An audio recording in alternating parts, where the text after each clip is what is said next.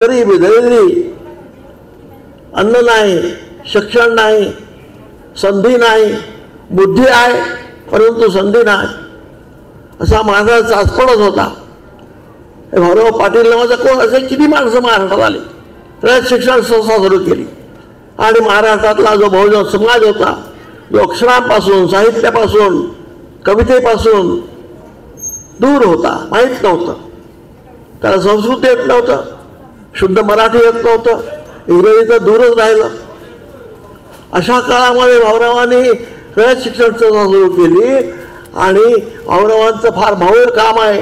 त्याच्यासारखं काम रामशेठनी या भागामध्ये सुरू केलं आणि इथल्या बहुजन समाजाला, आता आमचे दोन्ही मित्र आहेत, एक तर म्हणलं मी काय इथले काय कुठले समाज म्हटलं तुम्ही, आगरी, आगरी म्हणजे आगर,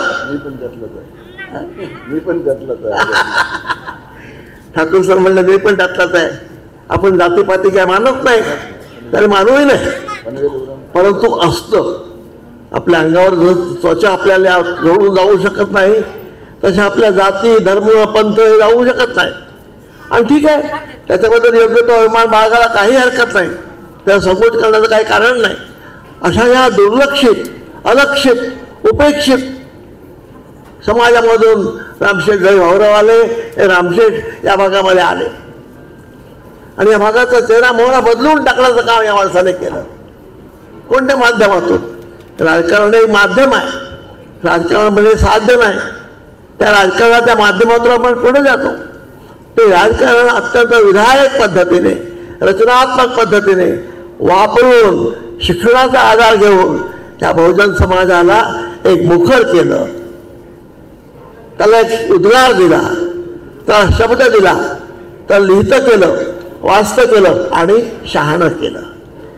मित्रांनो, कोकणचा मी संबंध, कोकणामध्ये साहित्य परिषद आहेच, पण एरवी आम्ही कोकणात खूप फिरत असतो. परंतु पनवेल आणि हा परिसर जो आहे रायगड जिल्ह्याचा, ते आम्ही म्हणतो कोकणचं नाक आहे, कोकणची श्रीमंती आहे. कोकणची श्रीमंती केवळ रायगड जिल्ह्यामध्ये, एका बँकेचा डायरेक्टर म्हणून सांगतो आपल्याला की रायगड जिल्ह्यामध्ये जेवढी गुंतवणूक, राष्ट्रीय गुंतवणूक झालेली आहे तेवढी अन्य कुठल्याही जिल्ह्यामध्ये या देशामध्ये झालेली नाही. एवढी संपत्ती म्हणजे एवढी गुंतवणूक, इन्व्हेस्टमेंट, इंडस्ट्रियल इन्व्हेस्टमेंट या जिल्ह्यामध्ये झालेली आहे. मग जिल्हा माहीत कसं राहणार? राहूच शकत नाही. या ठिकाणी नेतृत्व जर रामशेठ ठाकूरांसारखं एक कर्तबगार आणि गोरगरिबांची सेवा, गरिबांची करुणा याच्या अंतःकरणामध्ये रोड भरलेली आहे, तो माणूस समाजाला मागे ठेवूच शकत नाही. स्वतःसाठी किती करावं लागलं तरी सुद्धा ते करून समाजाला वरती उत्थापन देण्याचं काम रामशेठ ठाकूर करतात. म्हणून आजच्या समारंभाला एक वेगळा स्पर्श आहे, सरस्वतीचा स्पर्श आहे, साहित्याचा स्पर्श आहे. मित्रांनो, साहित्य म्हणजे काय? साहित्याची व्याख्या कशी करता येईल आपल्याला? आम्ही सोपे शब्दात सांगतो. आम्ही खेड्यापाड्यामध्ये जातो तर लोक विचारतात साहित्य परिषद, साहित्य म्हणजे काय सांगावं लागतं. साहित्यिक म्हणून, कवी म्हणून आम्हाला जबाबदारी आहे. मधुकर भावे आमचे पत्रकार आहेत, त्यांनाही सोप्या भाषेत कठीण गोष्टी सांगाव्या लागतात. साहित्य म्हणजे सहत्व, सहनेते ते साहित्य, सहत्व, साहित्यातून सहत्व. सहत्व आलं की काय होतं? सहत्व निर्माण झालं की ममत्व निर्माण होतं. ममत्व निर्माण आलं की काय होतं? ममत्वातून प्रेम निर्माण होतं. प्रेमातून प्रेम माणसाने एकत्र आले की माणसं काय करतात? प्रेमाने माणूस, प्रेमाने समाज साधला गेला, बांधला गेला तर तो काय करतो? तो एक होतो, एकात्म होतो. हा सहत्व, ममत्व, एकात्म. आणि समाज विराट हा समाज पुरुष जो आहे, सहस्रपाद, सहस्रवीर, सहस्र नेत्र असा विराट समाज पुरुष जो आहे, त्या समाज पुरुषाला असतो तर हाताला सापडत नाही, दिसतो पण तो पकडता येत नाही. असा समाज पुरुष एकात्म झाला तर फार मोठं काम होतं. साहित्यिक हे करू शकतो, कारण साहित्यिक सहत्व, सहत्वातून ममत्व, ममत्वातून एकत्व आणि एकत्वातून शेवटी तुम्ही काय म्हणता, शेवटी जे आपल्याला साहित्याचा अर्थ काय, मर्म काय, सत्यम शिवम सुंदरम. साने गुरुंची श्यामची आई तुम्ही आम्ही सर्वांना वाचलेली आहे. त्या श्यामची आई तुमची आई भेटली, माझी आई भेटते, प्रत्येकाला आपली आई भेटते. आपण रडतो, गहिवरतो. हा साहित्याचा संस्कार आहे. हा साहित्याचा तुम्हाला गहिवर आणणं, तुमच्या दुसऱ्याच्या दुःखाशी आपलं दुःख मिळवणं आणि माणुसकी उंचावणं, याला साहित्य म्हणतात. आणि हे साहित्य आम्ही लिहितो म्हणून नाही. रामशेठ ठाकूरांसाठी सुद्धा सहत्व, ममत्व, एकत्व आणि देवत्व एकत्र करतात म्हणून त्यांना आजचा जो वाढदिवस आहे त्याला साहित्याचा स्पर्श आहे, त्याला सहत्वाचा स्पर्श आहे. मी सांगतो आपल्याला, छोटं उदाहरण आहे, पण आहे मोठं.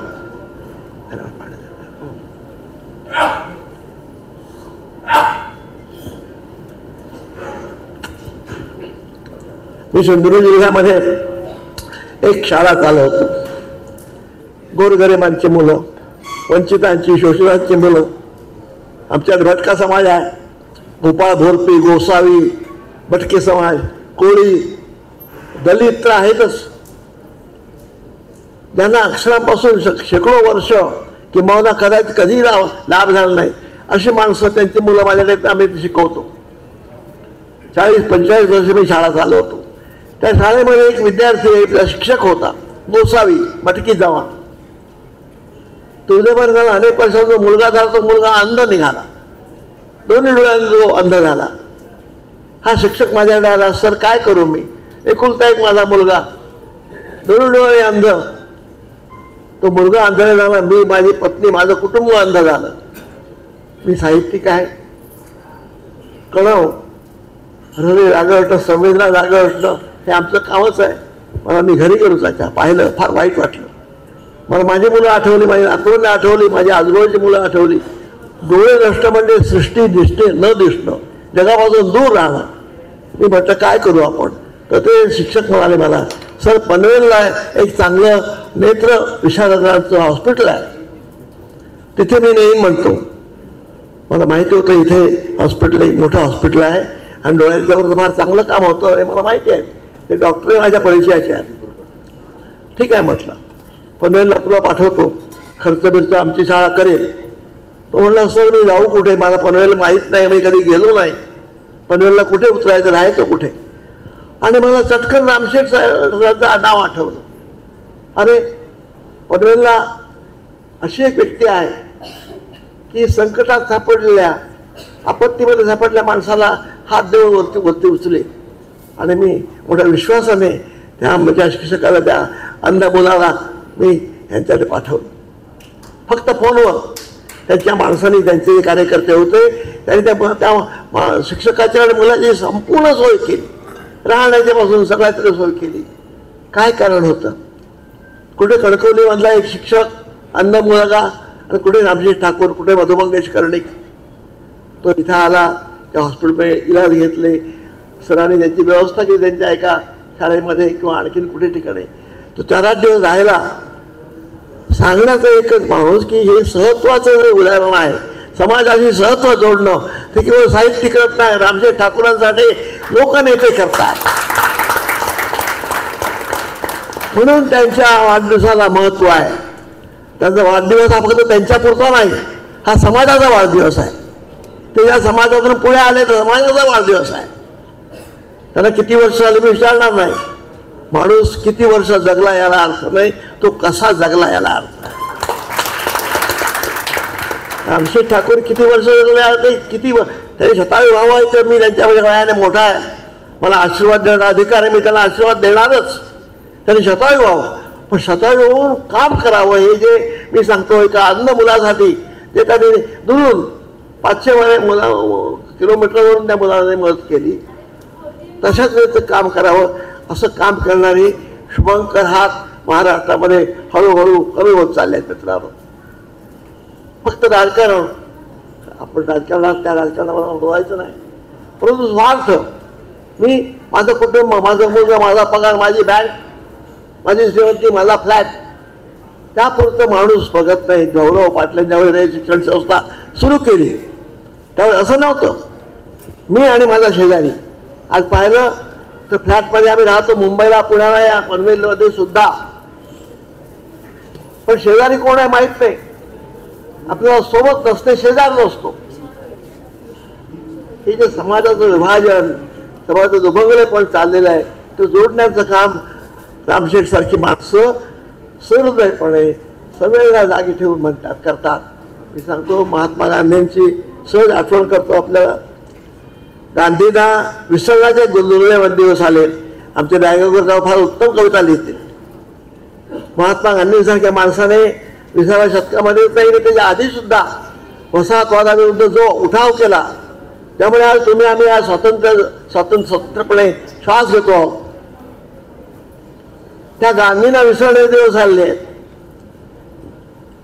त्यातला इतर भाग सोडून द्या, पण या महात्म्याने आम्हाला एक गाणं दिलं, एक भजन दिलं.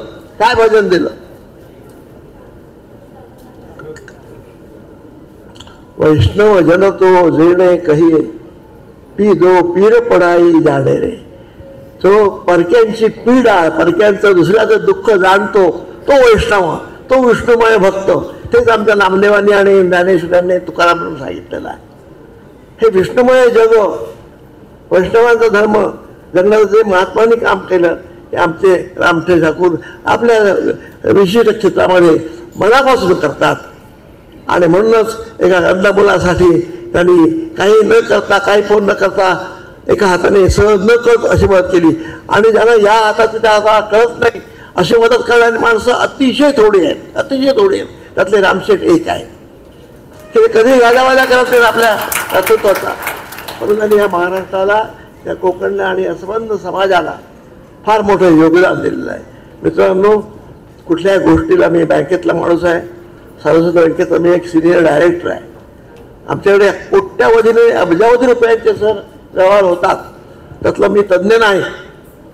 पण मी माझ्या सहकार्यांना, माझ्या चेअरमनला, माझ्या व्हाईस चेअरमनला मी सांगतो की आपण जे बँकेचे पैसे देतो लोकांना, अर्थात ते धंदाच असतो, त्याच्यावर व्याज घेतो, आम्ही पुन्हा पैसे कमवतो, परत देतो, बँकेचं कामच आहे ते. परंतु बँकेने आपला मानवी चेहरा हरवता कामा नये. समोर येणारा माणूस एक प्रचंड असेल, तो लबाडी करतो, पैसे कमवतो आणि परिवारात निघून जातो, पत्ता लागत नाही. परंतु एखादा खरोखरच गरीब माणूस असतो, 5-10 हजाराची गरज पाहिजे असते, फ्लॅट घ्यायचा असतो, जागा घ्यायची असते, काहीतरी मुलाचं ऑपरेशन असतं, मुलाला कुठेतरी पाठवायचं असतं शाळेमध्ये, त्यासाठी मानवी चेहरा पाहिजे. म्हणून मी उदाहरण देतो त्याला की तुम्ही जो पैसा वापरता बँकेमध्ये म्हणा किंवा तुमच्या घरामध्ये, त्या पैशाला किंमत आहे. त्याला किंमत म्हणतो, प्राईस इंग्रजीमध्ये म्हणतो आपण. त्या पैशाचं मोर प्राईस. बँकेमधला पैसा तुम्ही एफडीमध्ये ठेवता त्याची किंमत असते, परंतु त्या किमतीचं मूल्य केव्हा होतं? साहित्यिक तुम्हालाही सांगतो मी. आपण इथे आणलं आणि रामशेठच्या आम्ही शुभचिंतनासाठी मी आणलो आहे. सहज साधारणतः सांगतो सर आपल्याला, आपण पण मदत करतो लोकांना. पैसा ही किंमत. आपण साधा नारळ घेतो, बाजारात जाऊन एक 20, 25, 30 रुपयाचा नारळ घेतो. तो घरात जाऊन तो 20 रुपये घेऊन नारळ, तो नारळ असतो. आणि त्या नारळाला तुम्ही हळद, कुंकू, अक्षता लावून श्रीसमोर देवासमोर की श्रीफळ होतं. नारळाचं श्रीफळ म्हणजे किमतीचं मूल्य होतं.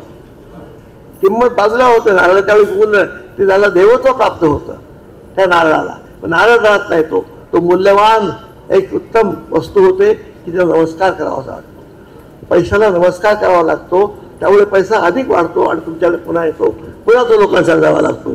रामशेट्टी ते काय बँकर नाही आहे, ते इकॉनॉमिस्ट नाही आहे, अर्थशास्त्रज्ञ नाही आहे. साध्या अत्यंत प्रतिकूल परिस्थितीवरती आलेला माणूस आपण समाजाचं काही देणं लागतो ह्या जाणीवेने सगळ्यांना जागी ठेवून, हृदय पण जागं ठेवून, रक्ताची धमनी स्पंदनशील ठेवून काम करणारा आमचा मित्र, त्याच्या अभिनंदनासाठी, शुभचिंतनासाठी फार मोठ्या संख्येने आपण आहात. मी पाहिलं, आम्ही गेले दोघे, मी आणि विशेषतः रायगावकर गेले आठवड्याभर 2-3 ठिकाणी गेलो. माणसं येतात, एक रीत म्हणून, रिवाज म्हणून बरोबर येतात. पण आज इथे पाहिलेला मी समाज तुमच्या चेहऱ्यावर एक हल्लेला माणूस नाही सर, ही तुमची कमाई आहे.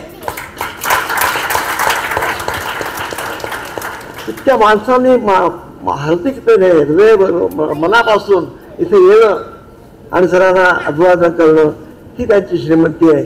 आर्थिक श्रीमंती मी दुय्यम मानतो, ती माझी किंमत झाली, पण हे मूल्य आहे. मूल्य संस्कारामुळे आपण सर्व इथे आलात. त्यांना अभिवादन करण्यासाठी मी तुमच्यामध्ये सामील होतो. त्यांचा एक लहानसा मित्र म्हणून, आम्हाला मधुकर भावने अनेक वेळ सांगितल्या गोष्टी, मित्र म्हणून एका समाजातल्या फार मोठ्या काम करणाऱ्या ऊर्जा शक्तीला नमस्कार करण्यासाठी आणि वयाने मोठा असल्यामुळे आशीर्वाद देण्यासाठी मी इथे आलो आहे. मी त्या मनापासून आशीर्वाद देतो. त्यांनी शतायू व्हावं, त्यांच्या सुपुत्राने शतायू व्हावं आणि समाजाला उत्थापन द्यावं. समाजाला नमस्कार करून समाजाला मोठं करावं. त्याशिवाय अत्यंत नाही, काळ फार कठीण आहे. त्या काळामधलं आपण फार मोठं आव्हान घेतात. मी आपल्याला आशीर्वाद देतो आणि या ठिकाणी आपली रजा घेतो. नमस्कार. वयाच्या 93व्या वर्षी एखाद्या तरुणाला लाजवेल इतकं अस्खळीत बोलणं, वक्तव्य, अगदी सर्वांना उभारी देणारं, ज्ञानामृत पाजाळणारं असं हे तुमचं बोलणं. खूप खूप धन्यवाद वधूबाई, मनापासून धन्यवाद. अगदी मंडळी सर्वच मान्यवरांनी आदरणीय रामशेठ ठाकूर साहेबांविषयी गौरव उद्गार काढले आणि या प्रसंगी मलाही माझ्या या देव माणसाविषयी काही बोलावं असं वाटतं. आदरणीय रामशेठ ठाकूर साहेब म्हणजे माणसातला देव. मंदिरातला देव मी प्रत्यक्षात पाहिला नाही. म्हणजे मंदिरातला देव मी मूर्तीतच पाहिला, मूर्तीतला देव मात्र प्रत्यक्षात पाहिला नाही. पण माणसातला देव पाहिला. माणसातला देव मी पाहिला. रामशेठ ठाकूर साहेबांच्या रूपाने तो या भूतलावरही आला. असंख्य गरजूंना ज्यांनी मदतीचा हात दिला तो माणसातला देव मी प्रत्यक्षात पाहिला. नेतृत्व, कर्तृत्व आणि दातृत्व या त्रिवेणी संगमाचा मुकुट ज्यांच्या माथ्यावर विराजमान झाला. नेतृत्व, कर्तृत्व आणि दातृत्व या त्रिवेणी संगमाचा मुकुट ज्यांच्या माथ्यावर विराजमान झाला तो माणसातला देव मी प्रत्यक्षात पाहिला. तो माणसातला देव मी प्रत्यक्षात पाहिला. रामशेठ ठाकूर साहेबांच्या तो भूतलावरी आला. रामशेठ ठाकूर साहेबांच्या रूपाने तो भूतलावरी आला. आणि अशा या आज देव माणसाचा अभिष्ट चिंतन सोहळा या ठिकाणी साजरा होत आहे आणि त्यानिमित्ताने आयोजित हा कृतार्थ सोहळा. कार्यक्रमाच्या सरताला आपण आलोय. शुभांगी माते यांनी व्यासपीठावर द्यायचं आहे. अरुण म्हात्रे सरांच्या हस्ते त्यांचं कवितेच्या बद्दल प्रमाणपत्र आणि स्मृतिचिन्ह देण्यात येत आहेत. मला वाटतं आपण कॅमेरामन थोडं पाठीमागचे आपल्याला सगळ्यांना दिसलं पाहिजे. वाढदिवसाचा हा क्षण मॅडम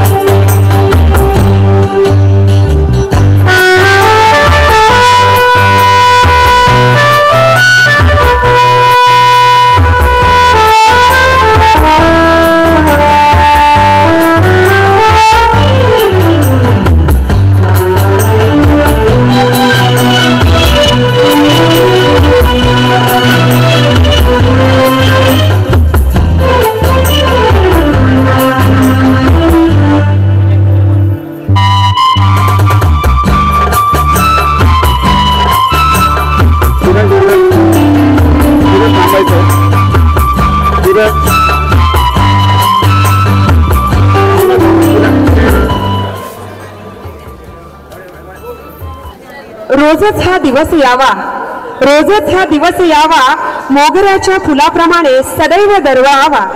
आपल्या कीर्तीचा सुगंध आसमंतात पसरावा, आपल्या कीर्तीचा सुगंध आसमंतात पसरावा.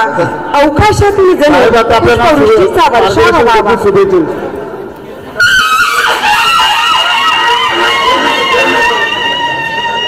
अगदी शेवटावर आपण आलेलो आहे साहेब, आपल्याला मार्गदर्शन, आपल्या शुभेच्छा. मार्गदर्शन नाही, इथलं मार्गदर्शन नाही, पण सर्वांनी जेवणाचा आस्वाद घेऊन जायचं आहे. इतकं थांबा फक्त. एक 5 मिनिटं सगळ्यांनी बसून घ्या.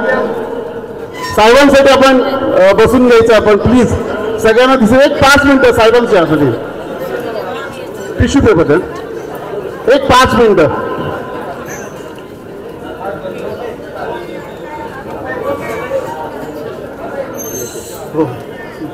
कोकण मराठी साहित्य परिषद नवीन पनवेल शाखा हे रायगड जिल्ह्यामधील जे आपले साहित्य परिषद जी आहे, कोकण मराठी साहित्य परिषद याची एक शाखा, आणि त्यामध्ये गणेश कोळी, मनोज म्हात्रे आणि चंद्रकांत मडवी आणि त्यांच्या सहकार्याने मी तर खरं म्हणजे बसा, अजून थांबायचं आहे, 10-15 मिनिटं थांबायला लागेल तुम्हाला. हां, तर खरं तर मला कल्पना नव्हती, पण मी माझ्या फॅमिली सहित, म्हणजे मी, माझी मिसेस, माझी 2 मुलं, त्यांची 2 मुलं, त्यांच्या मिसेस, अशी फॅमिलीमध्ये जरा सगळं जरा कामकाज कमी आहे. निवडणुकाही आटोपलेल्या आहेत, पण मी नव्हतो निवडणुकीत जास्त, परंतु निवडणुका झालेल्या आहेत. उद्योगाचे काही इतकं विशेष नाही आहे. शाळा कॉलेजला पण सुट्ट्या आहेत, म्हणून युरोपमध्ये गेलो होतो 10-11 दिवसा टूरवर. पण तिकडं गेल्यानंतर मला या तिघांनी मला फोन करून सांगितलं की साहेब, आम्ही अशा पद्धतीनं एक आपल्या कोकण मराठी साहित्य परिषदेच्या माध्यमातून आपला एक सत्कार करायचा विचार करतोय. पण ही फार छान आयडिया मला वाटली की आतापर्यंत भरपूर सत्कार झाले, 10,000, 15,000 हजार याच्यामध्ये पण झाले, त्यांच्या पण झाले आहे, आणि मोठमोठ्या सभा पण झाल्या असतील. पण आमच्या साहित्यिक मित्रांच्या दृष्टीने मी काय परिषदेला आलो आहे, गेलं हजर राहिलोय. काही वेळेला साहेबांचा मला सहवास मिळाला. त्यांच्या गझल तर आम्ही नेहमीच दरवर्षीचं आयोजित पण करतो साधारणतः. तर अशा सर्व याच्यातून ही मित्रमंडळी जी आहे, आणि ह्यांच्यामध्ये आपला वाढदिवस साजरा करावा ही अभिनव कल्पना मला खरी म्हणजे वाटली, आणि मी ती उचलून धरली. आणि आज मला त्यानंतर त्यांनी मला नावं सुचवली का कुणाला बोलवायचं काय, तर माझे अतिशय म्हणजे ज्येष्ठ भीष्माचार्य आपल्याला मराठीमधले म्हणता येतील असे मधुमंगीर कर्णिक साहेब, ह्यांना आपण नक्की बोलवा म्हणून त्यांनी सांगितलं. एक पहिलं नाव आलं. दुसरं, आता आम्ही नायगावकर सर आहेत, मरून मराठी म्हात्रे सर आहेत, आणि बाकी एकेश सर.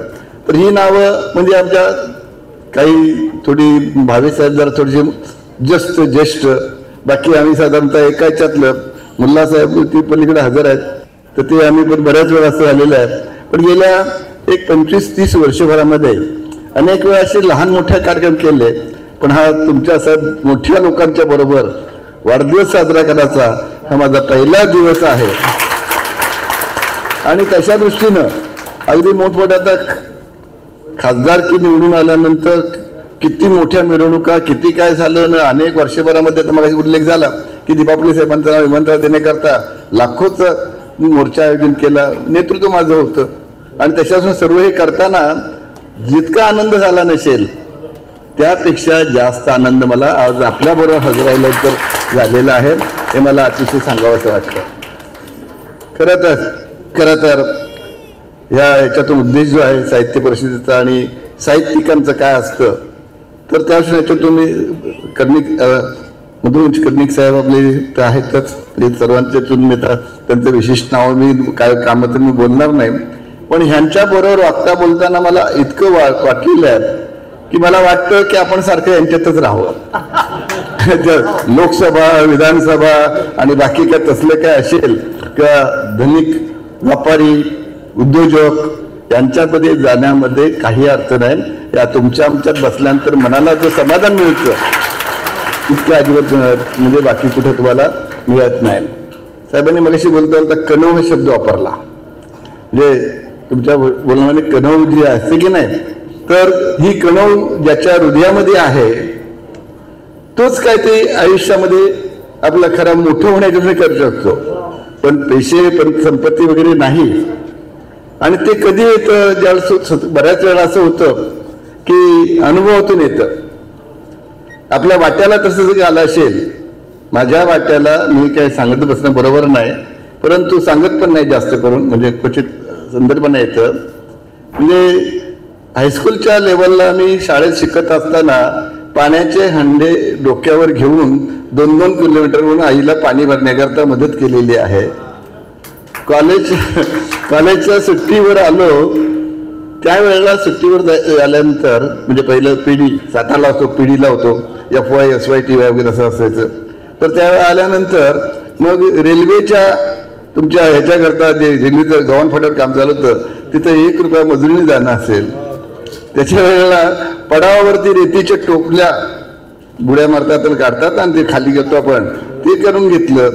म्हणजे ह्या सगळ्या याच्यातून गेल्यानंतर कष्टातून आपण स्वतः कष्ट करून मग कॉलेजला गेला, तिथेही लेबर स्कीम आमची होती, तिथेही शेतामध्ये काम करून साधारण हे करून बिल्डिंग, कॉलेजची बिल्डिंग चालू होते, ती खडी फोडणं म्हणजे आणि ते बिल्डिंगचं काम करण्याकरता 1-2 तास सकाळचं काम करायचं आणि बाकी मग कॉलेजला जायचं. म्हणजे अशा प्रकारचं होतं, तिथून आपलं ते जेवण मिळत होतं.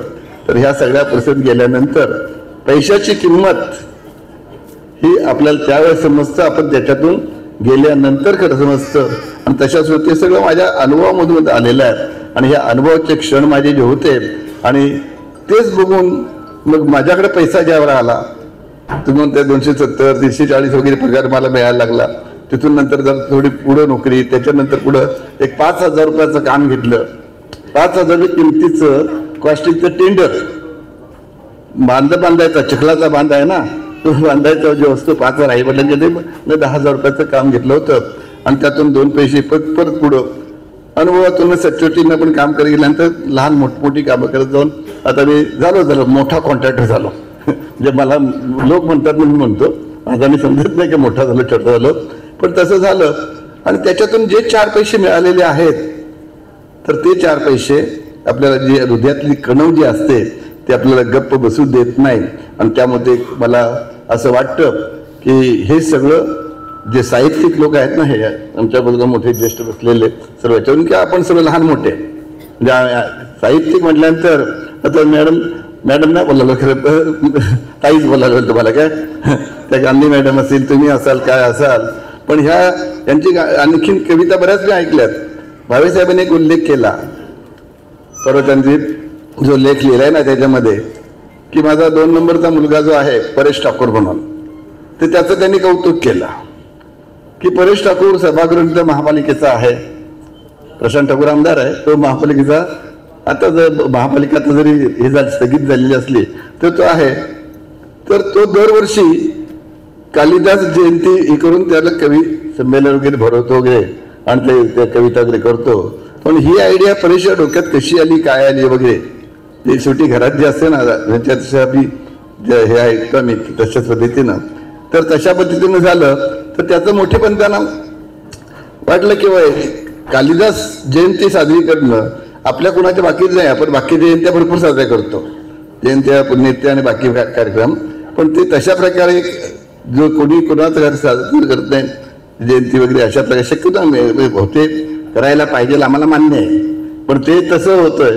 तर तशा प्रकारे ह्या गोष्टी आम्हाला दिसायला लागल्यात की आमच्या मनात माझ्या स्वतःच्या गेली 25-30 वर्षात नेहमी असेल की आपण इथे जास्त वेळ घालवावा, यांच्यात टाईम द्यावा, पण तो वेळ जमत नाही.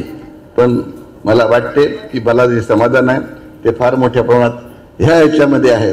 आणि तशा दृष्टीनं आजचा जो तुमचा कार्यक्रम आहे, साहेबांनी सांगितलं आता मी साहेबच म्हणणार तर आहे, म्हणजे ज्येष्ठ आहेत, पितृतुल्य आहेत, सगळं आहेत, पण आमच्या नवीन भाषेमध्ये साहेब साहेब शब्द जास्त येतात हल्ली. तर त्याने सांगितल्याप्रमाणे की साधारणतः आपल्याला ह्या गोष्टी जो करतो तर तोच खऱ्या अर्थानं लोकांच्यामध्ये होऊन जातं.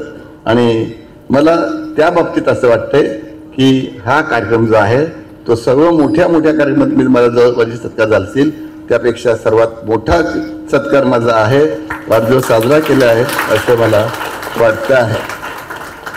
मी मराठीचाच विद्यार्थी आहे, BA मध्ये स्पेशल मराठीच होतं, संत वाङ्मय वगैरे सगळी हे केलेलं आहे आणि त्याच्यामुळं म्हणजे मराठीमध्ये मला फार आवड आहे, पण वेळ मिळत नाही. आवड आहे पण सवड नाही अशी प्रकार होते. म्हणजे आवड असेल तर सवड मिळून म्हणतो आपण, पण त्याच्यावर जास्त जोर दिला तरच होतं ना ते, नाही तर होत नाही. मग त्याच्यामुळे मला फार बरं वाटतं, म्हणजे तुमच्याबरोबर वेळ जिथे एकत्र येतो आपण तर गप्पा चप्पा मारताना मला फार हे असतं. तर ही सवड जी आज इथे मिळते आपल्याला काढली, आपण सध्या आलोय करतोय, हे फार महत्त्वाचं आहे. या पुढे जाऊनशी मला वाटते की अशा प्रकारचे अनेक म्हणजे वाढदिवसाला कधीतरी करण्यापेक्षा वर्षातून अनेक वेळा असे प्रकार दरवर्षी यावेत अशा प्रकारची माझी अपेक्षा आहे. आणि म्हणून तुम्ही ज्यावेळेला मला कधी हाक माराल तर त्यावेळेला मी 100% तुमच्यावर वेळोवेळी भेटेन याची अपेक्षा व्यक्त करतो. फार चांगल्या जागा विचारल्या, चांगलं सगळं आपल्याला हे चाललेलं आहे आणि ह्यात मला खरंच फार बरं वाटत असतं. मला वाटते साहित्य परिषद वगैरे आपण उल्लेख झाला, अखिल भारतीय मराठी पत्रकार संघाचा उल्लेख केला, कोकणची परिषदेचा आपण उल्लेख केला. मी तुमची इच्छा हे 100% पूर्ण करेल. आपण बसून येतो. आता ते कुठल्या वर्षी तुमचा नंबर मिळतोय जे ते ठरवायचं असतं ना आपलं. आणि आणि आणि कोकणचं पण म्हणलं, कोकण साहित्य परिषद आपण तुम्ही मला सांगा त्याप्रमाणे मिळणार आहे तारीख की तुम्ही तिथून वर्ण मंजूर करून घ्यावे लागते ना. अखिल भारतीय मराठी परिषद हे साहेबांनी सांगतायत ना, हे बरोबर आहे. कोकण मराठी दोन्ही मला तुम्ही लावाल नंबर पाहिला तो मला डायरेक्ट घ्या, मला हरकत नाही. आम्हाला आमची तयारी सगळं याच्याकरता अगदी बघायला नको असेल. तर आपल्याला ह्या पद्धतीनं आपल्याला हे करता येईल की जेणेकरून आपल्या पनवेलच्या दृष्टीनं हे अतिशय चांगली महत्वाचे आणि आमच्या सहकार्याला फार आनंद होणार आहे. ह्याच्यामध्ये पनवेलवासियांना फार आनंद होणार आहे की चला आपल्या दृष्टीनं आणि चांगले कवयित्री आहेत इथं की त्यांचा हुरूप पण जास्त आहे आणि त्यांचं काम त्यांच्याबरोबर मी कामही केलेलं आहे. तर हे फार चांगलं होणार आहे. एक चांगल्या गोष्टी आपल्याला कराव्या लागतात. सोशल सर्व्हिस तर नेहमीच करतो, त्याबद्दल मी काय बोलायला नको, सांगायला नको. शाळा कॉलेज आणि गोरगरिबांना मदत करणं हे आमचा नेहमीचाच भाग जो आहे. पण ह्या दृष्टीनं साहेबांनी तर मगाशी उल्लेख केला, केशवसुतांच्या जन्मगावी ते एक स्मारक करायचं चाललेलं आहे. आता केशवसुतांचं स्मारक प्रत्येक जण आपण काय बघतो, आपल्या गावाला काय करायचं, आपल्या गावावर काय करायचं. मग केशवसुतांचं गाव कुठं होतं, पलीकडं सिंधुदुर्ग जिल्ह्यात. पण तसं नाही. साहित्यिकाचं मन कधीच लहान नसतं, त्यांचं मन फार मोठं असतं. आणि तशा दृष्टीनं मला वाटतं त्यांच्या याला काहीतरी मदत करणं हे माझं कर्तव्य समजतो आहे. आणि 10 लाख रुपये मी ह्यावेळी करता देणार आहे. अरे आपल्याला काय करायचं. तर त्याच्याकरता त्यांच्या गावाला म्हणत मी एकदा या जरूर, यासाठी मी जरूर जाणार आणि हे करून येणार.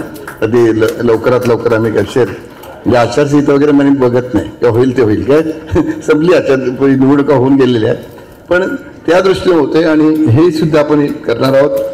या दृष्टीने आपण ज्या गोष्टी मला सांगाल त्या दृष्टीने नक्कीच येईल. आपल्यासारख्या ज्येष्ठ साहित्यिकांचा सहवास हा जास्त महत्त्वाचा आहे. म्हणजे बाकी काय कमी काय जास्त काय ह्याच्यात विषय नसतो. आणि बोलायचं भरपूर आहे, पण माझी जम्बलिंग झाली. भावनाच्या उच्चम बोलून येत्या म्हणतो आपण, तर तशा पुढचं न मागचं असं जास्त काही विचार केलेला नाही. पण आपण आलात त्यामुळं फार मोठं असं मला समाधान वाटलेलं आहे. आपण सर्वजण आवडीनं आलात. भोजनाचा आस्वाद सुद्धा घ्यावा, कारण की भरपूर लोकांनी केलेलं आहे.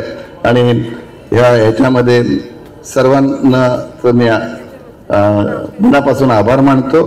आपण आल्याबद्दल धन्यवाद देतो आणि मी इथे थांबतो. जय हिंद, जय महाराष्ट्र. साहित्यप्रेमी कसा असावा तर तो सन्माननीय रामशेठ ठाकूर साहेबांसारखा असावा. साहित्य आणि साहित्यिक यांवर अगदी भरभरून प्रेम करणारा असा हा साहित्यप्रेमी. आपण सर्वजण सन्मान करणार आहोत, तरी पण क्रमानं आणि रांगेत आला तरच त्याला शोभा येईल, अन्यथा चुकीच्या पद्धतीनं इथं गोंधळ होईल.